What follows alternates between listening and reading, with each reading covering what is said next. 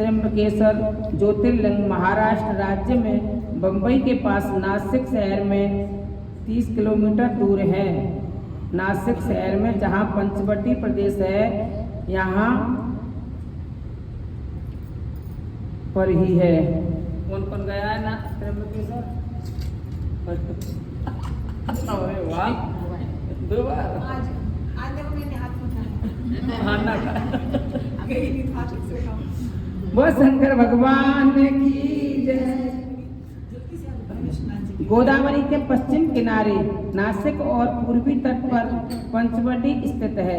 पंचवटी में भगवान श्री रामचंद्र जी सीता और लक्ष्मण के साथ पर्णकुटी बनाकर रहे थे। कौन कौन गया है पंचवटी? त्र्यंबगांव समुद्र सतह से करीबन 2500 फीट की ऊंचाई पर बसा है। त्र्यंबक अर्थ है 3 नेत्र वाले। त्र्यंबक के निकटतम ब्रह्मागिरि नामक पर्वत से पूतसलिता गोदावरी नदी निकलती है। त्र्यंबकेश्वर के संबंध में लिखा है कि अहिल्या के पति गौतम ऋषि यह ब्रह्मगिरि तप पर तप करते थे। एक समय वर्षों की घोर अनावृष्टि के कारण गौतम जी ने प्राणायाम द्वारा मांगलिक तप किया, जिसे प्रसन्न होकर वरुण ने एक गड्ढे में भरपूर जल का रहने का वर देकर बताया कि तुम्हारे नाम से ही यह अक्षय जल वाला प्रसिद्ध तीर्थ होगा। यहाँ पर यज्ञ, दान, तप, हवन, श्राद्ध, देव पूजा करने वालों को विपुल फल प्राप्त होगा। सुखा हरियाली में परिवर्तित हो गया। तब सभी ऋषियों ने यज्ञ के लिए वांछित ब्रह्मी का रोपण आरंभ किया।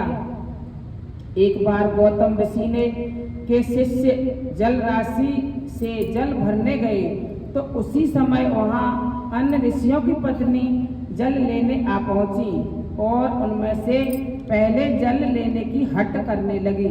गौतम के शिष्य गौतम की पत्नी को बुलाकर शिष्यों को ही पहले जल लेने की व्यवस्था कर ली।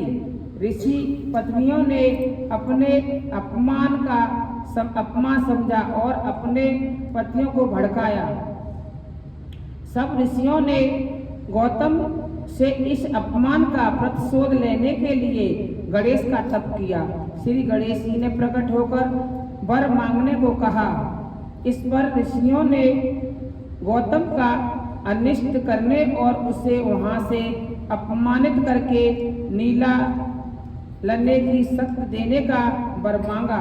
गणेश जी के परोपकारी महात्मा गौतम ने वरुण से जल पाकर सबका कष्ट दूर किया। इसके लिए दुर्भावना न रखने का ही अनुरोध किया, किंतु ऋषियों ने हठपूर्वक गणेश जी की प्रार्थना स्वीकार कर ली। साथ में गौतम को कष्ट देने के दुष्परिणाम के लिए प्रस्तुत रहने की भी चेतावनी दी। एक दिन गौतम जी जब ब्रह्मी का लेने गए और एक दुबली पतली गाय खड़ी थी। गौतम जी ने ज्यों ही गाय हटाने की चेष्टा की त्यों ही गाय वहां गिरकर ढेर हो गई। बस फिर क्या, ऋषियों ने गौ हत्या का पाप गौतम जी के सर मढ़कर उन्हें बहुत अपमानित किया और उस स्थान से चले जाने को कहा। गौतम बहुत दुखी हुए और आत्मग्लानि से वह स्थान छोड़कर चले गए। गौतम जी ने गौ हत्या पाप की निवृत्ति के लिए तप आरंभ किया। तब से शिव जी ने प्रसन्न होकर बताया कि वह तो शुद्धांतकरण वाले हैं, उनके साथ अन्याय हुआ है, अन्यथा तुमने कोई पाप किया ही नहीं है। गौतम ऋषि की तपस्या से शिव जी ने मुनि को वर मांगने को कहा। ऋषि ने उन्हें गंगा देकर पाप से विमुक्त करने का वर मांगा। शिव जी ने गंगा जी का जल मुनि को प्रदान किया। इससे मुनिवर पाप से विमुक्त हो गए।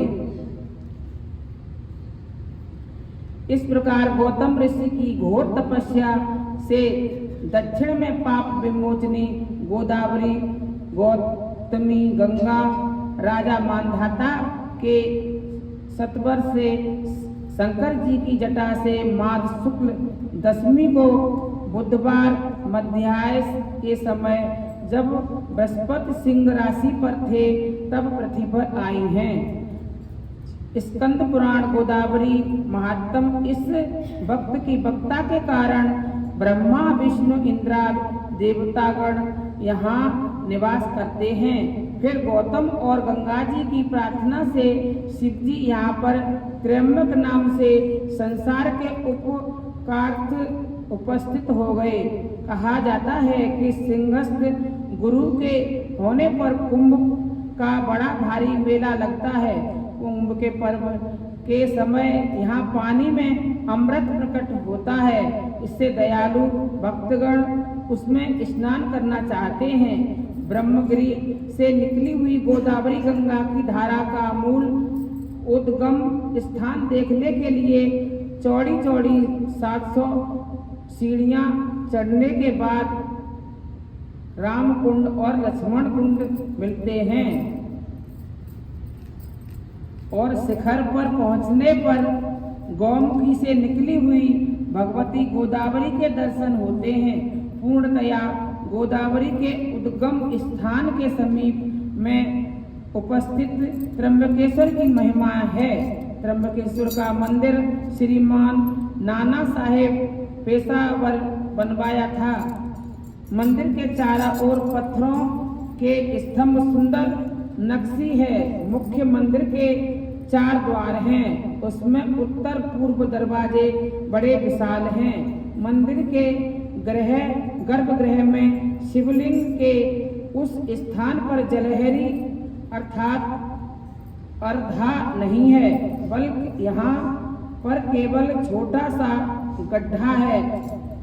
अनुष्ट प्रमाण 3 लिंग के दर्शन होते हैं। जो गए उन्होंने देखा होगा वहाँ जलहरी नहीं है और शीशा लगा हुआ है। शीशा में ज़्यादातर दर्शन करते हैं। गड्ढा सा इसमें ब्रह्मा विष्णु महेश तीनों के दर्शन होते हैं और ज़्यादातर शीशा से दर्शन करते हैं। सामने शीशा लगा हुआ है।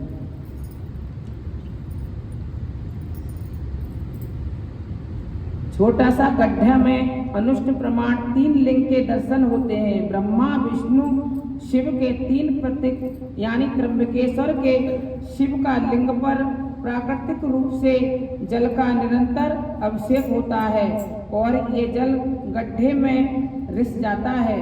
त्र्यंबक जी नित्य सेवा पूजा आरती और विशेष पर्व में वस्त्रालंकार और रत्नों से जड़ा ताज से भगवान को सर्जित करते हैं।